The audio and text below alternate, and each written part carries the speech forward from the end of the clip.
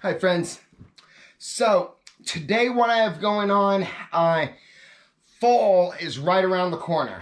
And so growing up in Alaska, it's important to me to be ready for the future. I always try and think the next couple months ahead or the next season, fall, winter, summer, spring. There's always something to do for the next transition.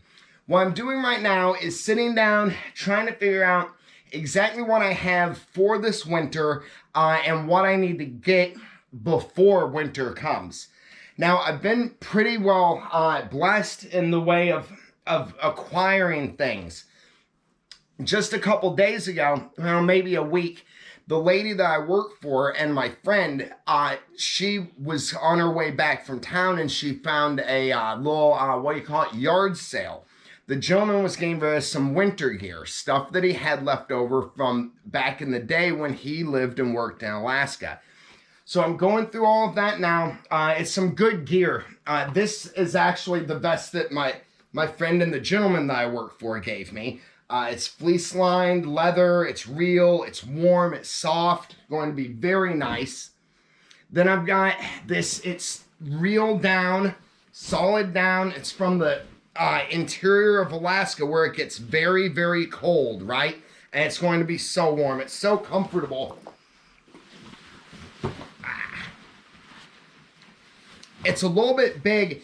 That's good though, because it provides extra insulation and extra warmth. I'm gonna hem up the sleeves so that they fit a little bit tighter because they're a little bit stretched out from age and use. It's also reversible, which is really neat. So I can turn it inside out like this.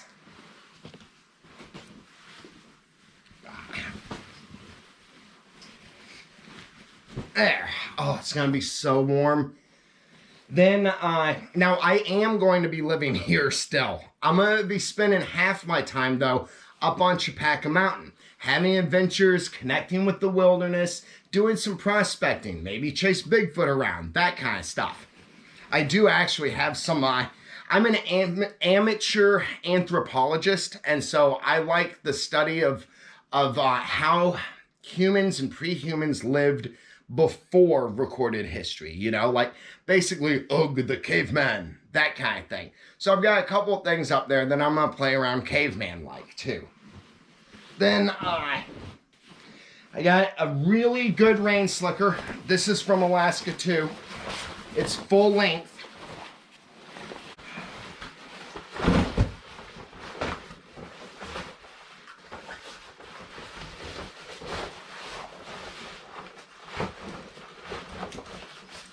Oh, isn't that nice?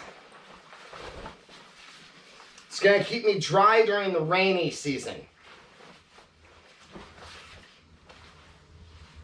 I love the smell of old rain gear. And then, one of the best things is this pair of overalls. It's super thick. It's lined with down, let's see, 52 short, made in USA, rubber content care. Well, yeah, anyway, it's down on the inside. It's very thick Carhartt material on the outside. It's a bit long for me. I'm pretty sure I can fix that, though. I'm really gotten pretty good with a needle and thread. All the zippers and pockets still work. And it's light colored, so that'll be good for like a snow camo kind of. Then I've got this little pup tent that I got. And this is nice because it's a lot smaller than the other one that I had. The other one was made for multiple people. This is like a 1 to 2 person. I want to set it up later outside. I'm gonna get some spray paint, right? And kind of camo it. That way it doesn't just flash out bright blue through the middle of the forest.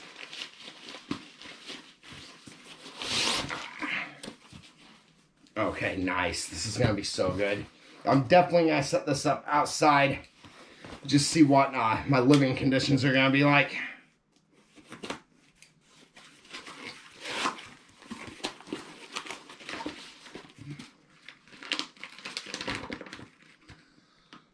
Stop. Do not return this item to the retailer for missing or broken parts. Okay, it's just a disclaimer.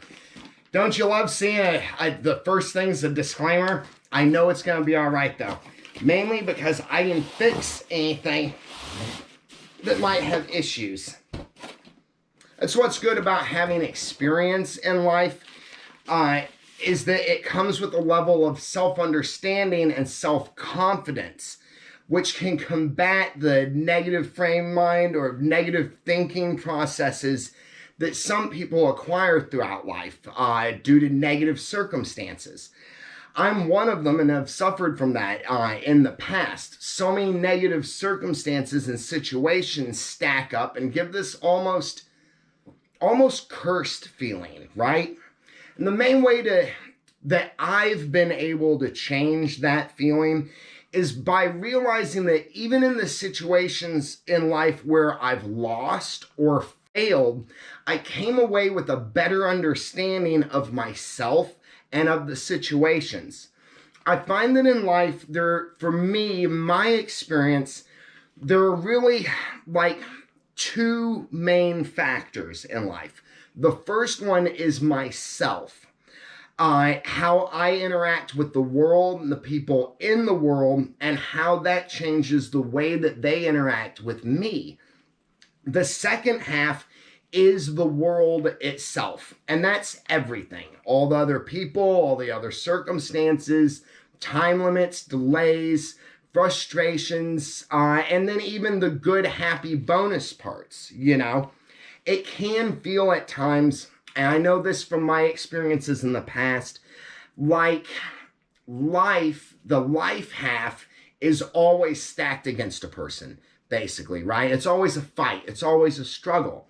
I found that to be true until I started trying to kind of understand the life part of it, the external situations, how people are, how situations are, how my dealings with them can alter it, and then also that sometimes we're powerless against other people and situations and life things, and in that case, we have to simply make choices to choose those life things out there, you know?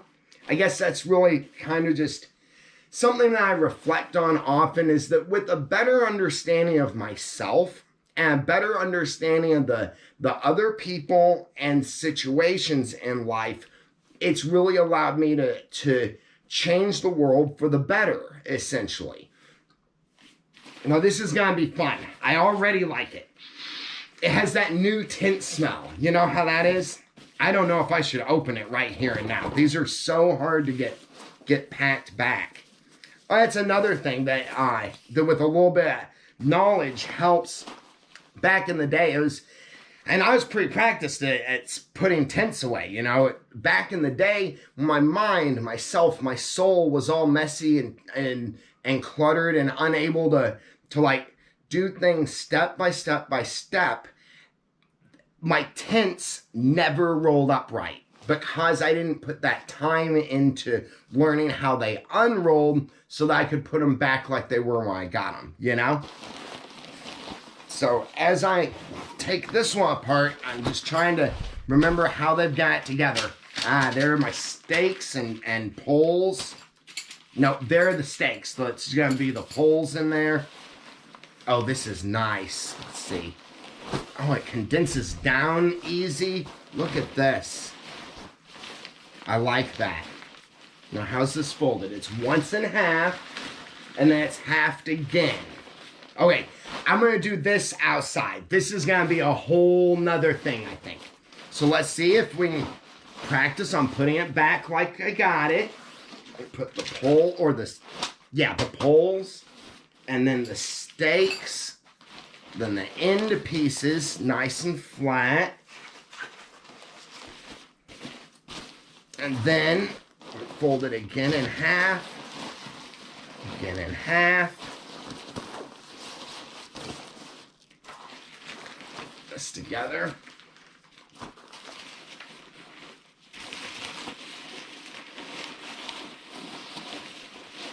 Make sure it stays right.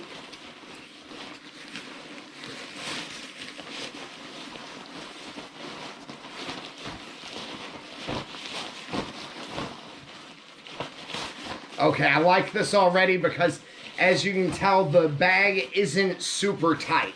It has a little bit of play in there, so it doesn't have to be folded exactly perfect. Okay, get these ties stuck back in here.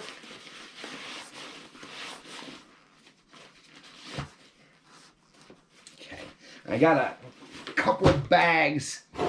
I've got this, it's a school bag is what it is. I like it a lot because it has these really accessible front pockets, so I can put like first aid stuff, ammunition, compasses, things like that. And then on the inside, I find that with like a school bag or a book bag, there's this one spot in the back for books, and then another spot for like all the other stuff, right? The main compartment. And so that helps me be able to kind of segregate my belongings and stuff and my equipment better. So what I try and do, you know how when you put on a backpack, if you have a bunch of stuff in it, it has like lumps in it, and that sits against your back, and like it'll push on your spine or your ribs or something. What I like about a bag like this is that in that part up against the very back, I can put flat things, and then I can put everything else in front of that. And so that flat thing, like maybe a folded up tarp or something like that, will be cushion for my back. I'm 39 now, so like I'm trying to think a little bit in the future of taking care of the rest of what I have, you know, to use. Work smarter, not harder, that kind of stuff. Then I've got, I forgot, this is really good. It's this is also, it's an Arctic bag. My friends and the people that I work for, they gave this to me when I first got here because I was telling them all about how I'm going to go back up on the mountain for adventures come this winter. It's reeled down. It's very strong. It's rated for like 30 below, I think. I don't want to lie to you. It could be rated for like 60 below. I know for sure that these bags rate for 30 below. When I lived in Chitina for a little while, I had a bag just like this. And it's amazing how when it can be so cold outside, you can crawl into this and it's just so warm. It's like the most comfortable sleep too, because I like that, like the security of just snuggling into it and the way just my face sticks out and how warm it is.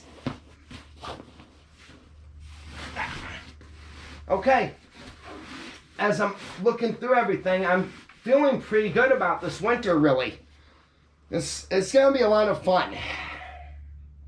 And I've got a lot of canned food and stuff, dried goods and things that I need to get stocked up. That's the whole point of taking an inventory. It lets me know what else I'm going to need.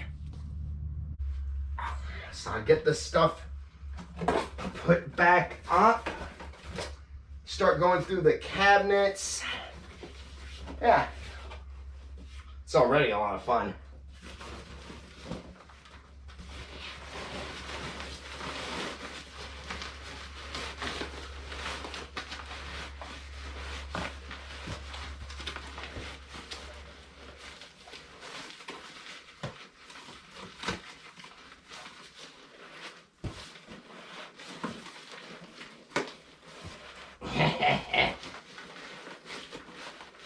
Getting it back in the bag is one thing. Getting it back in the box, that's something else. Well, you know what? I'm not going to carry it around in the box anyway. What am I thinking about?